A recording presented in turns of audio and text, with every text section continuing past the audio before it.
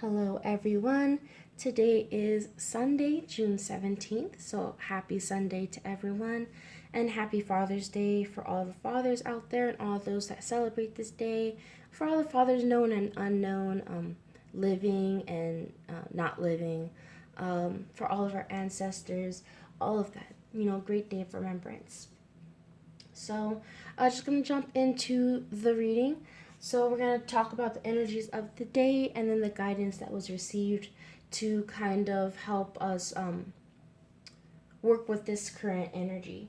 So, I will talk a little bit about the planetary transits, but I'll also go over the notes that I did take also for this reading. So, today we do have the moon in Leo, so there is this fiery element of our spirit and soul, kind of squaring off with Scorpio, this Jupiter and Scorpio. I'm so sorry. Ultimately, there's just this feeling of like a nuance in the clashing and the dance between this fire and watery energy, both with the fact that it's a Leo moon, so there's this fiery feminine energy, and then we have Jupiter in Scorpio, so Jupiter, this very more like masculine energy, delving into the feminine waters. And so I feel like there is this very nuance, conflict and dance, what is going on in our external world, but mostly within inside. So let's see, is there anything specifically? I just took just a few slight notes just on the transits, and all I really wrote down was feeling into our courageous strength and heart and our passion that fights with our inner demons and shadow aspects. So that's ultimately what I wrote down before I did the cards. So we have the Princess of Cups in reverse with the Queen of Wands here, and the just like the energy reading, current energy for today. So this Queen of Wands energy is definitely this very, very Leo energy. I mean, with all of the symbology of like a lion, I'm so forgetting the actual, is it a leopard that has the spots? Either way, there's this very much cat lion-esque energy, this very even like lion kind of energy, where there's this embroiling of the heart and inflaming of the heart. This is the card of Queen of the Thrones of Flame, so she's in control of her fire, in control of her passion and her energy and her courage. So here it's really seeming like she's coming through, with this fight that she's kind of going against, and this very like watery kind of I'm just seeing it like a very much like a tsunami, and she's having to deal with this with a complete polar energy. So again, how I mentioned yesterday, with this water and fire creating this steam, and steam is and I don't want to say it's an exfoliant, but it's it's a portal opener for me. And even just the way with clouds, like you can look at clouds as like portal openers. They're like the creation, and with which rain comes through, with which thunder comes through, snow, all of these things come through. So they're kind of like these gaseous portals that get created. Also feel with this page, Princess of Cups, but she is technically like the Page of Cups if you were going to relate her to the Rider-Waite deck. So here I feel like this is a very like mutable water, very Neptunian kind of energy. I don't know that it has any of the sigils as far as like, yeah, it doesn't, not that I can tell. But for me, this feels very much like Neptunian, very much Neptune and Pisces kind of energy, where we are imagining and really dreaming and creating, and mentally, what it is that we hope or want or desire, and just really having to not just go to battle for it, but see not just what we're willing to do for it, but it feels more like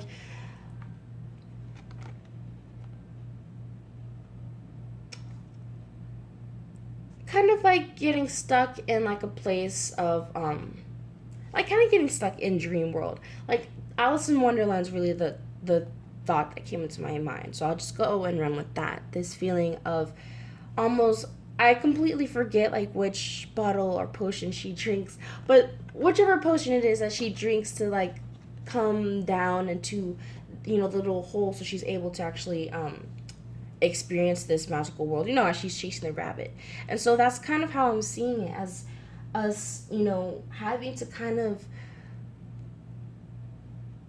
not just deal in a physical way. Like we're really having to fight a very spiritual fight, and the fight can seem like aggressive, but even in my mind when I think of fight, I think more of like a trickster energy where what you're fighting is really not what you're fighting. But and what you need to fight is like what you think you need to survive, what you think you need to hold on to the most. Like that's what I feel very much with this energy of actually what we're desiring can kind of be holding us back a little bit, or not what we're desiring, but kind of our expectation for how it's supposed to appear to us. I did want to mention, bottom of the deck, we did have this Eight of Swords in reverse, and the imagery, especially with it in reverse, I feel is very telling. This sense of these swords kind of keeping us pinned down, kind of keeping us in place the way that I imagine like bobby pins or sewing pins used to like keep articles of clothing or fabric in place, feeling pinned under these swords. But truthfully, these are our own swords, you know. Eight of Swords is very much like the self-imposed prison, and so we're stuck pinned underneath these thoughts of our own, and I don't even want to say our own, in the sense that, oh, we're just like these people that create these horrible programs for ourselves. I do. There's a level of accountability, but at the same time, it's a breaking out of the thoughts that maybe others have projected and imprinted on you, especially, you know, from birth. You're very impressionable. So ultimately, we all do choose like our life stories from a higher self position. But at this time, it's really about us breaking free of the thought patterns and the programming that maybe not just ourselves, maybe others have imposed on us. They do also have this as the Jupiter and Gemini, so I do imagine that as like an expansion, a complete expansion of like this double side or the shadow aspect. A lot of this heavy sense of like shadow, not just shadow aspects, but the shadow Gemini aspects, especially as we move into the guidance, where we do have a Five of Pentacles and the Ten of Swords in reverse. So again, another sword card, but also an 8 and then this 10. So really much rounding out like the closing cycle, like the ending, close to the end of the journey. It's, you know, it's past the 5, not yet at the 10, but we're getting to the 10, or rather we need to embrace that kind of 10 of Swords energy where excuse me, where there is a need to not just release control, because that's very vague, but I feel as if, especially with this representing like a very Sun and Gemini, and even mentioning with this kind of like Jupiter and Gemini, of this expansion of not just what we know about ourselves and of our like our outward appearance, our light, but as well as our dark. There's a complete upheaval and almost like a reversal, kind of like a flipping and flipping and flopping. Like I'm imagining like the way like you flip a pillow or flip a mattress after like 3 months or something. Like you're supposed to flip your mattress to kind of make sure there's an even showing on both sides. That's kind of how I'm seeing it, as if like you didn't flip the mattress for a long time. You haven't taken a look, not taken a look, but you have not consciously dealt with these parts of you that you kind of bury away or kind of try and hide away to not deal with. Something I did also want to mention, even with this Queen of Wands, of this very much just like this segment energy, even when I mentioned before of like ancient Egyptian energy and deities being revived, I feel this very much like this segment energy coming through with the higher mind needing to rein in the heart and the ego, needing to bring it into check, not just bringing it into check, but with the way that we have Venus and Mars coming to opposition this upcoming week, which we'll talk about. But there is this sense of having to kind of like rein in, like these things have to be brought up to be dealt with, and not just be dealt with, but kind of like inventory, like yeah, checking out like what is all in our mental storage, what is all in our mental bank, being like, yeah, that doesn't work, that's gotta go. Like that's, you know, what I feel even so with like this page, or I keep saying page, but Princess of Cups energy of our emotions kind of going back and forth and back and forth with things until we're able to find like the waves don't get to be so dramatic where they can be lower like this, to where the highs and the lows don't have to be so intense, and we can finally reach some sort of peter. But until you get there, it's kind of like a cannonball, and before you get to like the smooth waves, like there can be a huge cannonball, and it's gotta, you know, take some time to like get back to resting, you know what I mean, or like a 0 point. That's kind of the way I'm seeing it. I also wrote down with Mars and Aquarius, opposite all of this Venus and Leo energy, opposite all of this very fiery energy. So there's this feeling of actively, like activating this divine plan, setting it to motion in the astral. So very much this is like a very much a spiritual battle. So not to take things so much in the physical, I guess at very much face value. There's a very much deeper, nuanced, you know, story going on underneath the play that's happening on the outside. Which just reminded me of something that I'm going to mention at the end of this video. I'm going to try and not make this too long, but I've really been wanting to make these more comprehensive. So I really did take notes, and I wanted to be much more concise and comprehensive about the things that I see, so you guys actually are receiving more of it and my mind's not all over the place. Oh, that's also what I brought up. So both with these cards, I also wrote bringing awareness to things that need to die and be released in order to transmute and make space for new growth.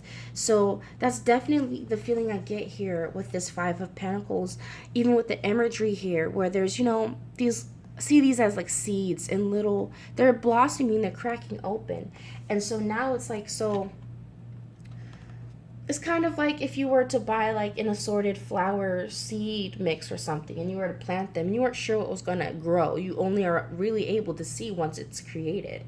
And so that's kind of where I feel like, all right, so the seeds were planted, things are growing, now it's up to us to now do the pruning process. Now time to do the slimming down of the process. Even I'm just throwing so many analogies, so hopefully you're able, it makes sense, where even with like pruning a bush, like, or a flower, you know, a rose bush or something, you can be tempted to keep everything because it's still a flower, it's still a part, but you know, some things don't need to be there. Sometimes things have to be removed to make space for, you know, it's the long game, you know. And so I feel like this is us really looking more on the long game and really looking at, does this serve me in the long run, as far as like who it is that I am, like does it serve me to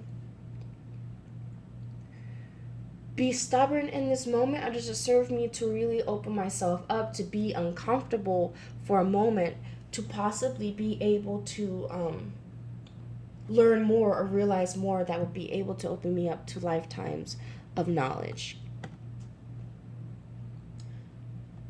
Also with the sun and Gemini, telling of the more light being shown on these swords. Like, you see how these swords look all red, like they're jagged, they're old, they seem very brittle compared to the two behind there, right?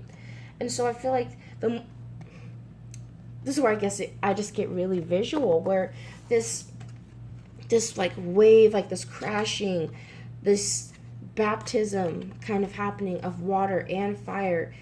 I'm seeing this as like if you were to leave metal in the sun, like if it were to rain and then immediately after the sun comes out and just like heats it all up and evaporates all that water, I imagine like the metal, the swords start to rust, they start to deteriorate, they no longer have the power that they once had. And so I feel that's kind of this energy of us being able to like wash away kind of. That is the power of water. You know, water can be very strong, especially if you have like a power washer. But I'm thinking even in terms of like valleys that are created by water, where water, you know, it seems like it's not very strong, but with time, with consistency, it's able to wear down. And I feel like that's very much what's happening right now for the past, 2 weeks or so. I feel like it's really like a wearing down on these swords, wearing down on our ego, wearing it down till it has to break. It has to give in. It has to be like, okay, so this clearly isn't working. I have to give in.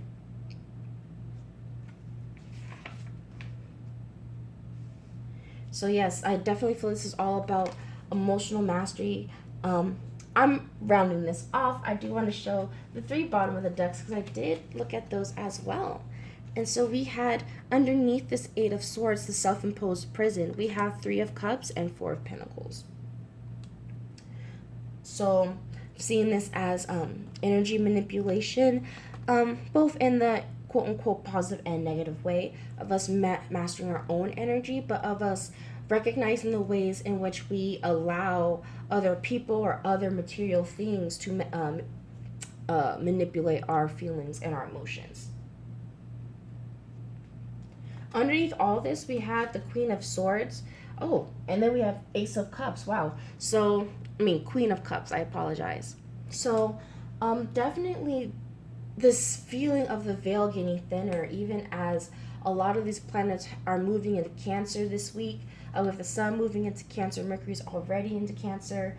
And so there's this very much thinning of the veil where we're able to see things much more in this Queen of Cups light, and it's very much psychic, deeper, psychological, getting past the thick wall of things to get to the real, true, vulnerable nature of things. That's even very much that Jupiter and Scorpio energy.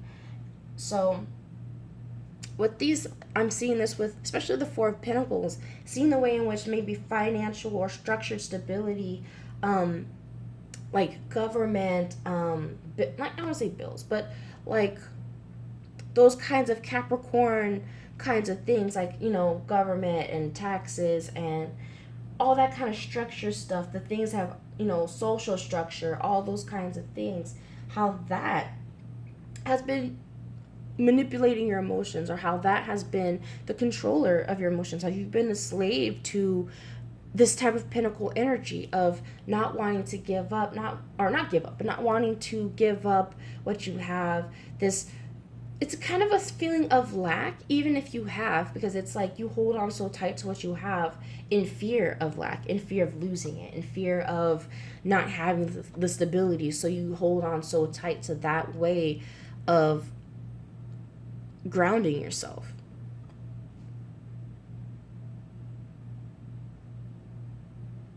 Really gaining control over how you ground yourself, to where now your energy is still being manipulated, but at least you're manipulating your energy. You're taking your power back and saying, well, this is how I want to feel. So now we're really coming into a space of really having to take accountability, because when you do come into this power, now it's like the responsibility is all yours. It's like once you can't go back and blame anyone else now, right? You can't be like, now that I've been shown, now that I've been given the answers, now that I've been given the ability to see why I'm having these issues, or I'm able to see why I react this way, why I act this way, why what is the lessons that I need to learn from all these things that I'm dealing with. Why do I carry this victim, this martyrdom? Like how to really break that and conquer that. All of that has been a heavy theme recently, but yeah, that's definitely the energy that I got for today. This was 20 minutes. I did not mean for this to be 20 minutes. So I might have to work on what I plan to do for the daily so that they're not this long. But I hope that you appreciated this, or I hope that this was able to bless you, or give you whatever kind of download or anything you may have needed today. I'm just appreciative for your attention. I don't take it lightly, so I'm so appreciative. Thank you for all the likes and the comments and the new subscribers. I'm so appreciative. I'm just here, to be of service. So let me know if this does help or this resonates. I'm always wanting to know, what was your experience, or how does this resonate for you? So check out the daily videos. I do these every day. I am working on the weekly reading. I should have that up either today or tomorrow. I'm really not wanting to rush through this one because I feel, not just that I did a lot of research on this one, but I feel there's just a lot of nuance, and I'm pretty sure I might actually just have a video series to not go along, but I guess I'll just say it. I'm thinking of doing a review or going over the play A Midsummer Night's Dream. Specifically because June 21st is coming up. That's summer solstice, also the day summer goes into Cancer, and I can't even exactly recall what made me think of Midsummer Night's Dream. I know that this story, this play, I learned as a child because I went to a performance art school, and so Shakespeare was a big thing that we learned, and we did the plays and all that. So this was one of the first plays that I learned about, and it just came to my mind, and I just started looking more into it, and it's just so resonant, I feel, with the energies of the planet, just like the planetary energies that's happening above us, that's mirroring what's happening to us on a macro. And I really think that not only will you be able to find the resonancy between, or the parallels between your story and that story, but I feel like there's just a lot of metaphysical it's just very metaphysical. I mean, it's all about a midsummer night's dream, so it's just very much about this nighttime, the time at night when you dream, where there's magic, where there's miracles. So yeah, I definitely am excited to share that and really expound more on that, especially as we come through with this current week. So again, this definitely was a little bit longer, but I feel it was worth it. I feel like the info was important to get out there. So thank you so much for watching, and as always, until tomorrow or until later, whenever I do post this weekly reading, I'll talk to you guys then. You guys can check out my Instagram, my Twitter accounts. All of that info will be in the description box if you want to find other ways to reach me or whatnot. So with all that said, I hope everyone does enjoy their Sunday, enjoys their Father's Day for those that are celebrating. And until tomorrow, I'll talk to you guys then. Bye.